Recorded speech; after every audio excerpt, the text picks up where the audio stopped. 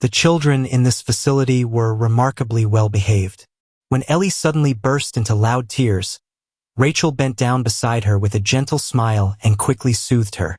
A boy standing nearby smiled too, offering quiet encouragement. These children were different from any others in the world. Pure, disciplined, almost angelic. And perhaps that was why ordinary people couldn't be their parents. Then, a man approached the group. A cigar hung from the corner of his mouth as he addressed both Rachel and the children. "I'll be your father today," he said casually. He rested a firm hand on one child's shoulder. These children, unlike others, had received a very special education. They weren't meant for just any family. Now, having made his selection, the man led the child toward his car. The others raised their hands and waved goodbye, solemn and silent. Many didn't fully understand what this special education entailed. But the man who observed them confirmed with quiet confidence. It was unlike anything else. The children looked somber as they watched their friend leave. Then Rachel clapped her hands lightly and smiled. "That's enough. Time to get started." Her expression shifted, warmth gave way to stern command. The children's mood changed in an instant. They reached into their bags and drew their weapons with practiced efficiency. Ellie held a length of fishing wire. Several boys carried knives of various kinds, gripping them like professionals. Rachel looked at Ellie and offered a correction. "When you pretend to cry, don't let your nose run. Parents don't like stupid children." Ellie nodded seriously. "I understand," she said, wiping her nose and focusing harder. Watching from a nearby window, a man remarked to another, "For them, this kind of education is a gift. From the moment they learn to walk, they're trained like living weapons." The children were raised under the guidance of carefully chosen instructors. Each one required immense investment. Their training was not just rigorous, it was expensive. The person listening asked quietly, "What are these children for?" The man grinned. "Think of them like computers. It's up to the buyer, the parent, to decide how to use them." At that moment, the man who had taken the child earlier was driving with him in the car. He handed the boy a photograph. "This is your target. Memorize the face." But even with all their abilities, the children were still dangerous. That's why the caretakers had built in a set of rules that were absolute, unbreakable, and taught from the beginning. Inside the facility, the children sat in attention as the rules were repeated to them. The man explained, "They're called the 3 absolute principles, and every buyer must remember them." Back in the car, the boy glanced up from the photo and looked in the rearview mirror. "We're being followed," he said. The man looked at him, confused. "What?" Without waiting for an answer, he placed a hand on the boy's head. "Quiet. Just focus on the target's face." "Yes, sir," the boy said obediently. "Order acknowledged." The first principle, a parent's command, is absolute. Just then, the car behind them rammed into theirs. Their vehicle flipped violently and was thrown from the road. The man didn't survive the crash. Bloodied and dazed, the boy crawled toward him. Reaching out, he took the man's hand and checked his wrist for a pulse. The second principle, a child may not use their strength without a parent's permission. From the other car, 2 armed men stepped out. They were prepared for a fight, but stopped in their tracks. The door of the wrecked car creaked open, and the boy stumbled out, crying, "Help! Please! My dad's not breathing!" He sobbed and pleaded, his voice thin and trembling. One of the men cursed under his breath. "No one said there'd be a kid. We can't just leave him," the other said, frowning. "He's just a child. Let's dump him somewhere and get out." He approached the boy carefully, crouching down to speak to him. Back in the boy's memory, another voice began to echo, a final lesson waiting to be spoken. The third and final principle was about to be revealed. The man looked down at the boy and sighed, almost apologetic. "I'm sorry, we had our reasons." But before he could finish the sentence, the boy grabbed a shard of glass from the ground and, with a swift motion, drove it into the man's throat. Blood sprayed from his mouth as he staggered back, clutching at the wound in shock. The boy didn't hesitate. He struck the man's hand, knocking the gun free and snatched it up. A child like him, trained like him, was allowed to break the first two principles only if their parent was in immediate danger. And right now, the rules no longer applied. Seeing his partner falter, the second man froze, sensing something was wrong. The boy moved quickly, using the dying man's body as a shield. Then, raising the gun, he fired, eliminating the second threat. Later, the man who had recounted this story closed his folder and looked up with a grin. "They really are impressive, aren't they?" he said, flipping open a photo album full of children's faces. "What do you think? Interested in making a purchase?" His guest pointed to a photo. The man's smile faltered.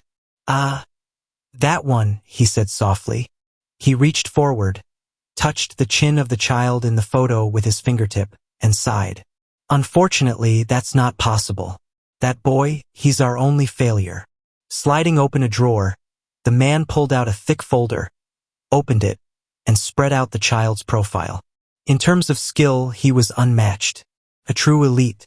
"We all liked him," he said, flipping through pages filled with data and evaluations. "But we lost him." He corrected himself. "No, we didn't lose him. He disappeared. They'd tried to find him. But without registered parents, the boy couldn't legally use his abilities. That made it easier for him to vanish without drawing attention." The man frowned and clenched his fist in frustration. By now, he could be living as a perfectly ordinary child somewhere. Or he could be dead. Sometime later, a fist struck Huang Haiyanhu hard across the face. He didn't have time to block and fell to his knees, wincing in pain. Quan Joseph stood over him, clearly enjoying himself. "Damn, that last hit was perfect, right?" He leaned down, smirking. "What was that? You trying to say something?" Huang, still grimacing, muttered something through clenched teeth. Joseph leaned closer. "What was that? Insult? Nickname?" But Huang looked up, his eyes burning. 15, he spat. Joseph blinked. 15. "I'd say your kick was worth about 15 points, Huang said coldly. Joseph turned to his friends, cursing. 15? That's generous. He slapped a high five with one of his buddies, and the group laughed. Yeah. Someone added, 15's a stretch for a weak hit like that. Struggling to his feet, Huang glared at them and muttered a curse under his breath. Joseph smirked. Okay then, what about this next one? Suddenly, Park Cheon shoved Joseph aside and rushed toward Huang. Wait, let me try, he shouted. I want to see what I get.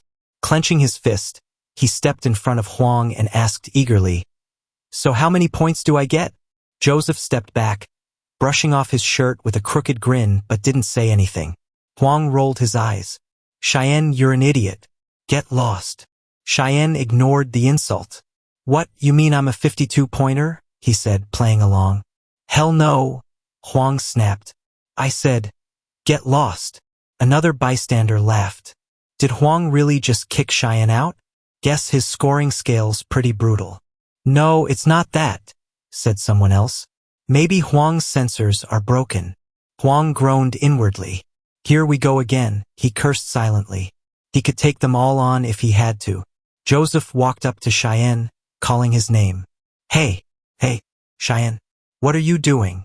Joseph swung his palm sharply, smacking the protagonist across the back. Stop showing off, he snapped.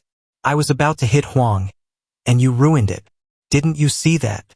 Cheyenne smirked, meeting Joseph's gaze. So you noticed? You figured it all out. Clenching his fist, Cheyenne tried to suppress his frustration.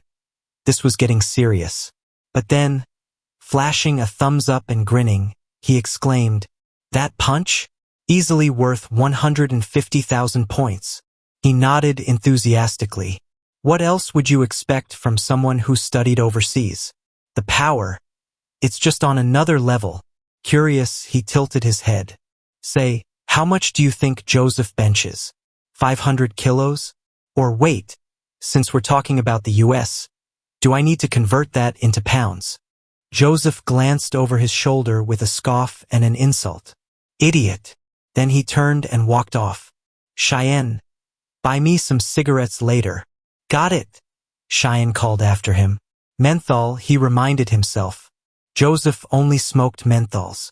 Once Joseph was gone, Cheyenne straightened his posture, ran a hand through his hair and muttered, "Next time, he's definitely getting it from me." Still, he had to admit, Joseph did sound pretty cool speaking in that American accent. Turning to Huang, Cheyenne placed a hand on his shoulder. Huang scowled. Was he serious? Did he really think he could take him down? Cheyenne narrowed his eyes. What's with that face? Don't you think it's time I send you off? He leaned closer, voice heavy with mock offense. Did you really just say 52? Huang's scowl deepened as Cheyenne suddenly acted like he was choking him. How much more of this nonsense do I have to take? With mock menace, Cheyenne declared, You're coming with me. You've signed your death warrant today. Understand? Later, Huang glared at Cheyenne from across the table. Cheyenne, stuffing his mouth with snacks, shouted through a full mouth, I'm buying you everything on the menu here. All the tteokbokki you want. He added, Spent all my money buying smokes for Joseph, though. Huang rolled his eyes and muttered an insult in his head. Cheyenne leaned in. Don't tell me you think it was a waste of money. You think Joseph's better than me? It's not that, Huang started to say. It's just that, well, both of you. I get it, Cheyenne cut in. And hey, this place is called Hyenhu's Snack Shop, right? Same name as you. Pretty cool. Huang sighed. It's my mom's store. At that moment, the woman behind the counter smiled and placed a fresh plate in front of them. Are you Huang's friend? She asked Cheyenne warmly. Pick anything you like. Try the fish cake. It's popular. Taking a bite, Cheyenne blinked in surprise. Wait, Huang, this store, your mom owns it? Suddenly, everything clicked. That's why the name felt familiar. Huang groaned inside. I really thought I kept this secret. Of all people, it had to be Cheyenne who found out. Cheyenne grinned smugly, chewing his food. Guess that means I can't act like a stranger anymore. Huh? Huang watched him closely, unsure what he was planning. His expression darkened. What if this idiot tried something with his mom? Clicking the pen in his grip, he swore to himself. If he does anything, I'm not responsible for what happens. Just then, Cheyenne turned to the woman and bowed deeply. Sorry for not introducing myself properly. I'm Cheyenne, Huang's friend. No wonder the name sounded familiar. Huang froze. Wait, what? The woman beamed. Really? Huang always told me not to make a big deal out of the store. Cheyenne looked at Huang, shaking his head in mock disapproval. That's so rude of you. Your mom works hard. You should be proud. Huang's thoughts raced. No way can I let him stay here any longer. Who knows what else he might say. We're leaving, he said abruptly. My friends are probably waiting. The woman smiled warmly. Is that so? Then let me pack you boys something to take back. As she wrapped up the food, she asked, How many kids are in your group? I made some extra tteokbokki. Share it with the others. Okay? There's really no need. Huang started, flustered. Cheyenne blinked in disbelief. Wait, is this free? Of course, she beamed. I've sold enough for today. Cheyenne accepted the bags gratefully. Are you sure? Absolutely. Huang's friends are like family to me. Huang's eyes widened in horror. Please don't, Mom, he silently begged. Cheyenne smiled. Thank you so much. This looks amazing. No, Huang thought, clenching his fists. He's not who you think he is. Cheyenne peeked inside one of the bags. The smell hit him immediately, and he grinned to himself. This is gold. The others are going to love it. Just then, Huang grabbed Cheyenne's arm, lowering his voice. Please, don't tell Joseph, or anyone. Just keep this to yourself. I'm begging you. Cheyenne looked at him and nodded. I got it. I won't say a word.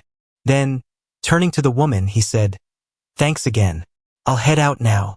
Bring the others next time, she called after him. I'd love to meet them too. I definitely will, Cheyenne replied with a grin. They'll love it here. As the door closed behind him, Huang stood frozen, jaw tight, head low.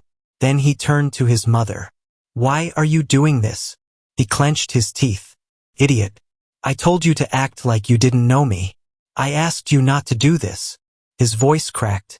Why can't you just listen for once? The woman's smile faded. She looked down, her voice soft. I was just happy. It's the first time I've seen you with a friend. I'm sorry, Huang. He blinked. I just wanted you to get along with the others, she continued. I didn't mean to embarrass you. Please, don't be angry. Huang clenched his fists so tightly his hands trembled. Please stop apologizing, he thought desperately. If you keep saying sorry, I don't know what I'll do. Later, a rag slapped wetly onto a plate, and someone cursed. Joseph sneered as he picked it up. What the hell is this supposed to be? Huang stood nearby, silent, watching. Joseph turned to him. Your mom seriously sells this tteokbokki stuff? I bought one, he added, holding up the plate. And guess what I found in it? He jabbed the rag into Huang's face, grinding it in. I'm not eating this crap, he said. What about a refund, huh? Should I go tell your mom I'm your friend? Huang stared at the floor. Xian, he thought bitterly, you promised. Then aloud, you and I are friends, right? Joseph raised a brow. What? You mad? No, Huang muttered. Just joking, right? Joseph dumped the food on his head. Grease and crumbs clung to his hair and dripped down his collar. I'm still not eating it, Joseph said coldly. Maybe I should go talk to your mom. Huang didn't respond. He simply bowed his head as the food slid down his face. His hand slowly curled around the pen in his grip. Joseph stopped. Huang raised the pen like a knife, its tip inches from Joseph's throat. But then he froze. His mother's voice echoed in his mind. I was just happy.